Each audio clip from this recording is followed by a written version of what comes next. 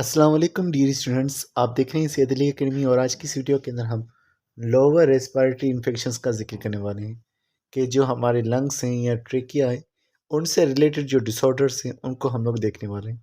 सबसे पहले जिस बीमारी का यहाँ पर नाम दर्ज है वो है नमूनिया। तो आइए आज इसके बारे में बात करते हैं। लिखा हुआ है pneumonia is a lower respiratory infection due to the number of viruses bacteria and fungi. Pneumonia जो है लोअर रेस्पिरेटरी इन्फेक्शन है और इसकी जो वजूहात हैं उसके अंदर शामिल हैं वायरसेस, बैक्टीरिया और फंजाई। इसके अंदर होगा क्या? तो लिखा हुआ in this condition, in this infection air sacs filled with secretions and other fluid. इस बीमारी के दौरान जो मसला होगा वो मसला हो रहा है हमारे एयर सेक के साथ, यानी कि एल्विलाई के साथ। और वो मसला कौन सा हो रहा है? एयर सेक जो है वो पानी से या फ्लूइड से भरे जा रहे हैं। हमें मालूम है कि एल्विलाई के आसपास में भी पानी मौजूद होता है या फिर इन्फेक्शन होता है। तो इन्फेक्शन के दौरान जब भी हमें कहीं इन्फेक्शन होता है तो वहाँ पर फ्लूइड आ जाता है जिसको पस कह रहे होते हैं, जिसके अंदर कई डेड सेल्स होते हैं, जरासीम वगैरह होते हैं, उस पस में मौजूद होते हैं वाइट कलर का फ्लूइड। तो पस से या फिर जो एल्विलाई का फ्लूइड है उसके साथ एल्विलाई भरे जा सकते हैं। मज़ीद लिखा हुआ है इसकी दो टाइप्स के हवाले से, यहाँ पर ये जो है इनकी दो टाइप्स बयान की गई है on the basis of the position, के पोजीशन के हिसाब से जहाँ पर नमूनिया हो रहा है उस हिसाब से इन्होंने दो किस्में यहाँ पर बयान की हैं। वैसे और भी कुछ किस्में होती हैं लेकिन हम इन्हीं दो किस्मों का जिक्र करते हैं। जैसे सबसे पहले लिखी हुई है लोबर नमूनिया है। लोबर नमूनिया का मतलब है कि लंग्स के लोब होते हैं, जैसे कि राइट साइड पर 3 लोब होते हैं, लेफ्ट साइड पर 2 लोब होते हैं। अब लोब में जो नमूनिया हो रहा है उसे हम लोबर नमूनिया कह रहे हैं। इस तस्वीर में जो देखें, जैसे कि ये एक लोब हो गया, ये दूसरा लोब हो गया, इसी तरह से यहाँ पर एक और तीसरा लोब भी होगा और इसी तरह से यहाँ पर 2 लोब्स होते हैं सिर्फ। तो अब क्या हो रहा है कि जैसे आप यहाँ पर देख रहे हैं कि ये जो लोब है ये अफेक्टेड हो रहा है। और किस तरह से कि एल्विलाई में इन्फ्लेमेशन भी हो रही है और जो है फ्लूइड भी वो भी आ रहा है एल्विलाई के अंदर। तो क्योंकि ये लोब को नुकसान पहुंचा रही है तो इसलिए हम इसको लोबर नमूनिया कह रहे हैं। उसके अलावा दूसरी है ब्रोंकियल नमूना है। अब ब्रोंकियल नमूना में क्या होगा, इसके अंदर ये लिखा हुआ है patches appear on both lungs. दोनों लंग्स पर कुछ इन्फेक्शंस होंगे बैक्टीरिया के और उनके फिर दाग जो है वो नज़र आना शुरू हो जाएंगी। तो दो हो गई, एक तो लोबर नमूनिया जो कि लंग्स के लोब में हो रही और दूसरी जो है ब्रोंकियल नमूनिया जो कि दोनों लंग्स में हो सकती है। अब यहाँ मजीद लिखा हुआ है the symptoms of bacteria pneumonia are headache, lips and fingernail become bluish in colour. कि जो बैक्टीरिया की वजह से होने वाली नमूनिया है उसकी जो अलामात यहाँ बयान की गई, एक है सर का दर्द जिसको हेडेक लिखा हुआ है, और लिप्स और जो फिंगर नेल है वो ब्लू कलर के हो जाएंगे। उसके अलावा फीवर विद कफ, खांसी के साथ बुखार होगा, एंड येलोइश ग्रीन और ब्लडी म्यूकस में प्रोड्यूस विद कफ। बलगम प्रोड्यूस हो सकता है लेकिन वो येलो ग्रीन या ब्लडी किस्म का जो है वो बलगम प्रोड्यूस होगा और खांसी भी आएगी। उसके अलावा मेंटल स्टेट के हवाले से लिखा हुआ है कंफ्यूज्ड मेंटल स्टेट, यानी कि दिमागी तौर पर इंसान जो है वो कंफ्यूज्ड रहेगा। हैवी स्वेटिंग, बहुत ज़्यादा पसीना आएगा। लॉस ऑफ एपिटाइट, भूख का ना लगना। रैपिड ब्रीदिंग, क्योंकि ये लंग्स की बीमारी है तो ब्रीदिंग इसमें बहुत ज़्यादा बढ़ जाएगी और ऑक्सीजन भी ठीक से नहीं आ पाती और सांस लेने में कमी होगी, यानी कि शॉर्टनेस ऑफ ब्रीथ। तो ये सारी जो है अलामात हो रही हैं बैक्टीरियल नमूनिया की। कि वायरल एंड बैक्टीरियल नमूनिया है same symptoms in the early stage which may cause shortness of breath, headache, muscle pain and weakness. चाहे नमूनिया बैक्टीरिया से हो या वायरस की वजह से हो, दोनों की शुरुआती सिम्टम्स सेम होती हैं, दोनों की शुरुआती अलामात सेम होती हैं। और वो जो सेम अलामात हैं उनके बारे में यही लिखा हुआ है, शॉर्टनेस ऑफ ब्रीथ, सांस की कमी हो जाएगी, सर का दर्द होगा, मसल्स में दर्द होगा और कमज़ोरी रहेगी। अब मज़ीद एक और किस्म का जिक्र है जिसे लिखा हुआ है इन माइकोप्लाज्मा नमूनिया। नमूनिया एक जो है कुछ बैक्टीरिया की वजह से हो रही हैं, तो अलग अलग बैक्टीरिया हैं जो नमूनिया काज कर सकते हैं। जैसे कि एक लिखा हुआ है माइकोप्लाज्मा नमूनिया, ये भी एक बैक्टीरिया की वजह से हो रहा है जिसका जो जीनस है वो माइकोप्लाज्मा होता है, यानी ऐसे बैक्टीरिया जिनमें सेल वॉल मौजूद नहीं होती। तो इसके सिम्टम्स क्या है? लिखा हुआ है symptoms are observed acute cough, with mucus. तो अक्यूट कफ का मतलब ये होगा कि थोड़े टाइम तक खांसी रहेगी माइकोप्लाज्मा नमूनिया के अंदर, और उसके अलावा साथ में म्यूकस भी प्रोड्यूस होगा। In most cases of bacterial नमूना oral antibiotics can used, but antibiotic medicines don't work on viruses। ज़्यादातर जो अगर हमारे पास नमूनिया हो रहा है, बैक्टीरिया के नमूनिया हो रहे हैं, उनके अंदर ओरल एंटीबायोटिक्स का भी यूज़ हो सकता है, यानी कि मेडिसिन जो हो गई, टैबलेट्स हो गई। लेकिन जो है ये एंटीबायोटिक्स वायरस पर असर नहीं करती। तो आमतौर पर एंटीबायोटिक्स वायरस पर वैसे ही असर नहीं करती, क्योंकि वायरस कोई लिविंग एंटिटी नहीं होता, वायरस मॉलिक्यूल का स्ट्रक्चर होता है। तो मज़ीद एहतियातन लिखा हुआ है, patients should take hot drinks, गर्म चीज़ें इंसान यूज़ करे, रिफ्रेशमेंट्स जो होंगी वो भी गर्म वगैरह होनी चाहिए। मज़ीद लिखा हुआ है, humidification and steamy bath also very helpful to open airway blockage and easy respiring. कि अगर हम सांस ले रहे हैं तो सांस लेने में आसानी पैदा कर रहा है ह्यूमिडिफिकेशन और स्टीमी बाथ। स्टीमी बाथ का मतलब होता है कि गर्म पानी से नहाना, और ह्यूमिडिफिकेशन का मतलब ये होता है कि हवा के अंदर मॉइस्चर को ऐड करना। तो अगर मॉइस्चर वाली हवा है और ये स्टीमी बात है, ये दोनों सांस लेने में आसानी पैदा कर सकती हैं। अब हम जिक्र करते हैं एक और बीमारी के बारे में जिसका नाम है पल्मोनरी ट्यूबरकुलोसिस। तो पल्मोनरी ट्यूबरकुलोसिस का जिक्र करें तो ये भी लंग्स की बीमारी होती है। तो इसके वजह से लिखा हुआ है, pulmonary tuberculosis TB is a bacterial chronic infection. Bacteria की वजह से होने वाला ये इन्फेक्शन है, लेकिन ये क्रोनिक इन्फेक्शन है, यानी कि ये ज़्यादा टाइम तक चलता है, और ये लंग्स का इन्फेक्शन है cause by the Mycobacterium tuberculosis. जो इसकी वजह है वो है माइकोबैक्टीरियम ट्यूबरकुलोसिस। अब ये एक तरह का एमसीक्यूज हो सकता है कि टीबी किस बैक्टीरिया की वजह से हो रहा है, तो यहाँ पर नाम मौजूद है, mycobacterium tuberculosis. The treatment of pulmonary TB is possible, but the treatment or untreated patient may get life threatening situation.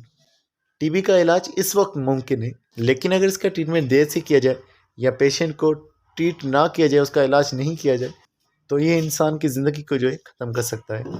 उसके अलावा बात करें तो ये जो प्रोसेस होता है टीबी का, ये भी एक लंबे टाइम तक चलता है, 9 महीने 6 महीने इस तरह से इसके जो है कोर्सेस होते हैं, जिसके बाद ये मुकम्मल तौर पर बीमारी जो है ठीक हो सकती है।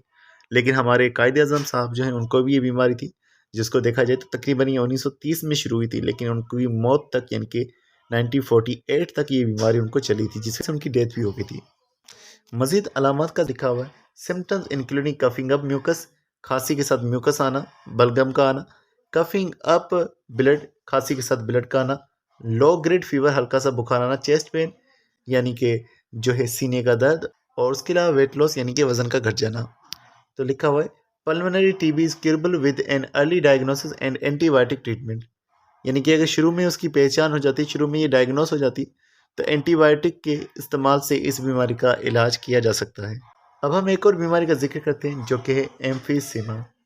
अब एम्फीसीमा की बात करते लिखा हुआ है, emphysema is a condition of lung disease generally develops after many years of smoking. Emphysema smoking की वजह से होती है और कई सालों के बाद स्मोकिंग के ये डेवलप होती है। Emphysema is one of the disease which belongs to group of chronic obstructive pulmonary disease. इसको COPD कह रहे हैं। क्रोनिक यानी ज़्यादा देर तक चलने वाली, ऑब्स्ट्रक्टिव रुकावट बनने वाली, पल्मोनरी डिजीज़ यानी लंग्स की रुकावट बनने वाली एक ज़्यादा देर तक चलने वाली ये बीमारी है। मज़ीद लिखा हुआ है, इस बीमारी में क्या होगा, in this condition wall of air से बिकम डैमेज्ड। जो एल्विलाई हैं, एयर सैक हैं, उनकी जो वॉल होती है वो डैमेज हो जाती है, एल्विलाई की लेयर डैमेज हो जाती है। So the alveoli can not support the bronchial tubes. तो एल्विलाई जो है ब्रोंकियल ट्यूब्स को सपोर्ट नहीं कर पाते। याद रखिएगा कि एल्विलाई जो होते हैं वो ब्रोंक्यूल्स के साथ जुड़े होते हैं। ब्रोंक्यूल्स से छोटी सी ट्यूब्स होती हैं जो कि लंग्स के अंदर हवा को लेकर आ रही हैं, क्योंकि एल्विलाई का काम था कि हवा को वो आगे पहुंचाते ताकि ऑक्सीजन वहाँ से चला जाता। क्योंकि अब एल्विलाई की वॉल्स तबाह हो चुकी हैं, एल्विलाई से जो है गैसेस नहीं मूव कर पा रही, तो जो ब्रोंकियल ट्यूब्स थी जो हवा को लेकर आ रही थी वो भी बेमकसद हो जाती, यानी कि वो भी ठीक से काम नहीं कर पाती। आगे लिखा हुआ है, due to the blockage of the tube too much air trap inside the lungs. Lungs से हवा जा नहीं रही, तो इस तरह से काफ़ी ज़्यादा हवा जो है लंग्स में फंस जाती है। आगे लिखा हुआ है, there are fewer alveoli lacks oxygen transported into blood stream. अगर एल्विलाई कम होंगी तो वो कम ऑक्सीजन को ट्रांसपोर्ट करेंगे, और अगर एल्विलाई ज़्यादा होंगी तो वो ज़्यादा ऑक्सीजन को ट्रांसपोर्ट करेंगे। यही बात हमने रेस्पिरेटरी सरफेस की प्रॉपर्टीज़ में देखी थी कि ज़्यादा अगर रेस्पिरेटरी सरफेस बड़ा होगा तो ज़्यादा गैसेस की डिफ्यूजन हो सकती है। तो एल्विलाई डिस्ट्रॉय हो चुके हैं, तबाह हो चुके हैं, कम एल्विलाई बचे हैं, तो ऑक्सीजन भी ब्लड में कम दाखिल होगी। और मज़ीद लिखा हुआ इट इज़ इरिवर्सिबल कंडीशन, तो ये रिवर्स नहीं की जा सकती, यानी कि बेहतर इसको नहीं किया जा सकता। सिम्टम्स की बात करें तो लिखा हुआ है patients have no symptom at the beginning but some specific symptoms can be observe in the later stage. शुरुआत के टाइम पर क्योंकि ये देर से ज़ाहिर होती है तो शुरुआत में कोई ख़ास सिम्टम्स नहीं होते, लेकिन आहिस्ता आहिस्ता से वक्त के गुजरने के साथ सिम्टम्स ज़ाहिर होते हैं।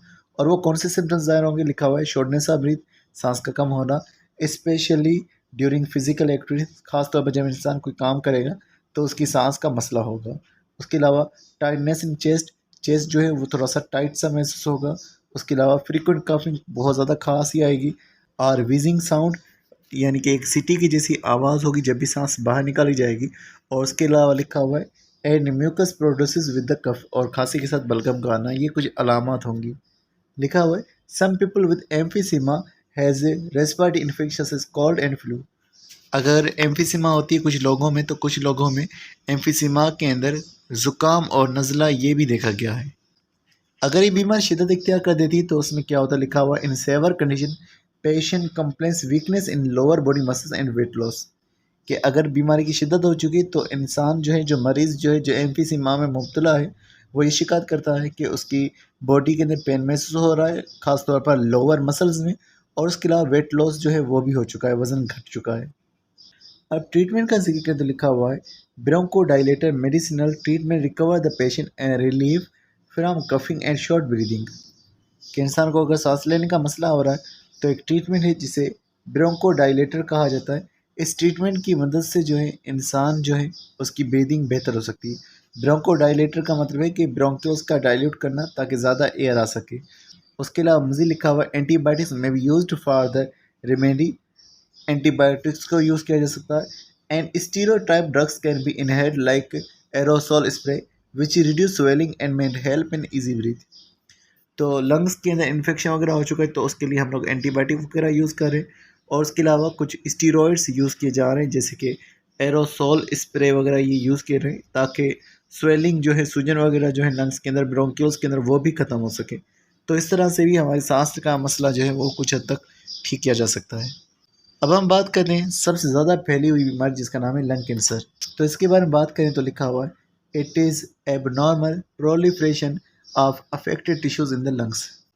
लंग्स के अंदर अगर टिश्यू ख़राब हो चुका है तो उसकी प्रोलिफरेशन होगी, यानी कि वो अफेक्टेड टिश्यू और ज़्यादा बढ़ता रहेगा।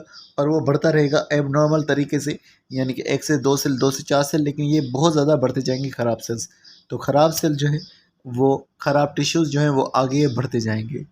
The main reason of lung cancer is smoking. जो बड़ी वजह है इस लंग कैंसर के होने की, वो तो है smoking. About 80% of lung cancer cause death.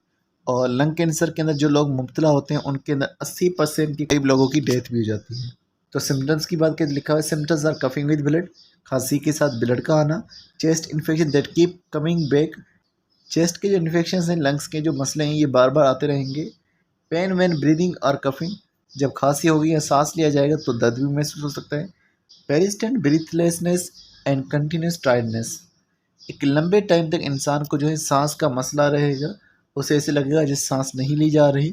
और उसके अलावा उसको जो है टायर्डनेस, यानी कि उससे थकान भी रहेगी, क्योंकि अगर सांस नहीं आएगी, ऑक्सीजन नहीं आएगी, ऑक्सीजन हमारी बॉडी में नहीं जाएगा, ग्लूकोज नहीं टूटेगा, एनर्जी नहीं बनेगी, तो इंसान को टायर्डनेस भी महसूस होगी।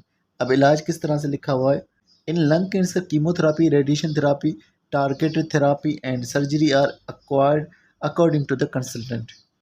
तो यहाँ पर कुछ तरीक़ेकार बयान किए गए, जैसे कि है कीमोथेरापी, रेडियोथेरापी, रेडिएशन थेरापी जिसको कहा हुआ है, उसके अलावा टारगेटेड थेरापी।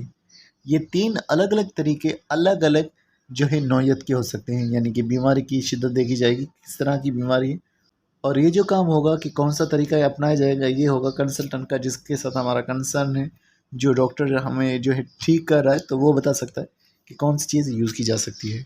अब बात करते हैं स्मोकिंग के कुछ नुकसानात की। जैसे लिखा हुआ है smoking is dangerous for respiratory system, के रेस्पिरेटरी सिस्टम के लिए स्मोकिंग नुकसानदेह है।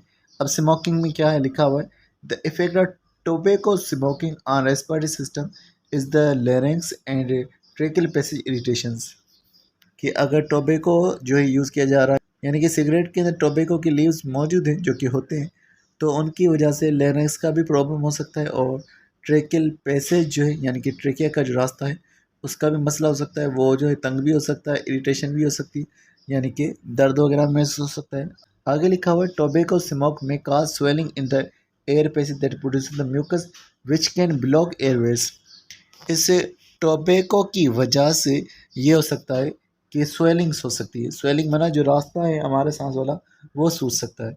अब स्वेलिंग होगी, उसके अलावा क्या होगा, उस रास्ते में जो सांस वाला रास्ता है वहाँ पर म्यूकस प्रोड्यूस होगा। म्यूकस वगैरह के ज़्यादा प्रोड्यूस होने की वजह से वो रास्ता पूरा जो है एयरवे ब्लॉक हो जाएगा। This cause lung infection and may damage the alveoli.